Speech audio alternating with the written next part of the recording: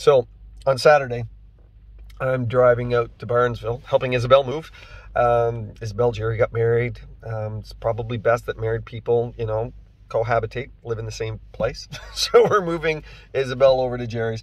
And as I'm driving out to Barnesville, I get what's called a death wobble in my Jeep, which is basically the suspension starts going like this. And the steering wheel's shaking, and the steering's hard, and, it's called a death wobble. That should give you an indication of the significance of this issue. You could die, and it's something that I, really don't have any intentions of doing in the near future. It happened again, going to Barnesville, happened again driving to Quispamsis on the highway, so of course I bring it in, and guy takes it for a test drive, supposedly can't figure out what's going on. The guy at the desk calls me back and said they don't know what it is, and I said, well, I'll know what it is. It's a death wobble. I could die. And he said, well, they don't know what the problem is, yada yada yada. So I come back and I said, listen, I want to talk to the shop foreman. Had a great conversation. Nice guy. And he says, I've, driven the vehicles. Usually this happens on an older one, but we know what to look for, whatever. And he said, if you can bring it back sometime. I said, listen, anything that's called death in my vehicle, I'd rather you look at it now. And he just laughed. And he goes, yeah, well, we've got some time this afternoon. So went back to tell the original guy that I'm leaving it. And he goes, oh, look at that. The guy ordered a steering dampener, which means he knew what the problem was. And it means he was already addressing it, which means that it's all under control. Yesterday we talked about getting all the information before we start giving people advice. A lot of times we don't realize, because we love somebody and we want to believe them, we don't really want to contemplate the fact that as passionate they are about something, they may be completely wrong. I want to flip it today. And who do you go to for advice? That guy behind the counter, very well-meaning, didn't have a clue what he was talking about. That's not his job. He's not an expert. He doesn't know. The guy that did the test on the vehicle knew what was going on. And see, the guy that originally I talked to didn't even know how to interpret what the people who knew were doing.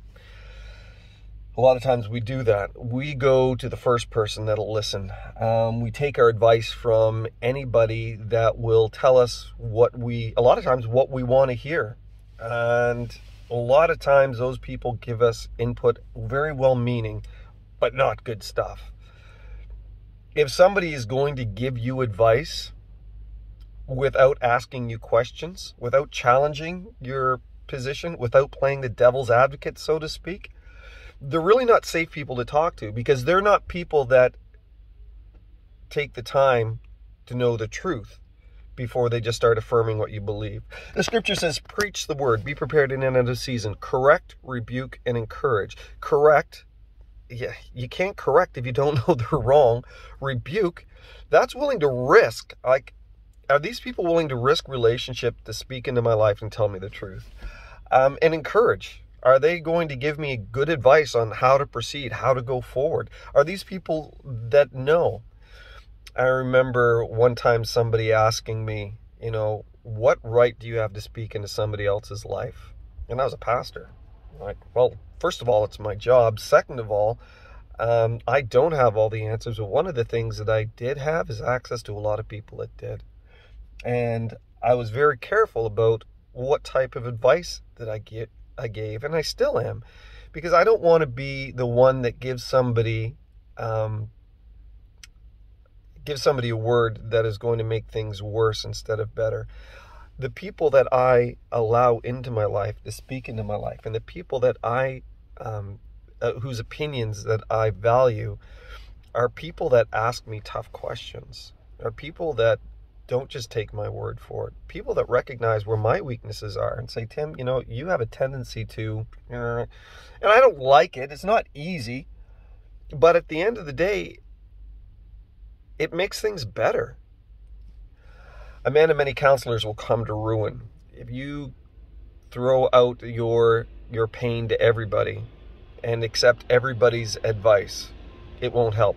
Pick and choose, and pick the people in your life that will ask you the tough questions, that will not accept your word for it just at face value, but will want to make sure that whatever advice they give you is based on the whole truth and nothing but the truth. So help you God. God bless you. Bye for now.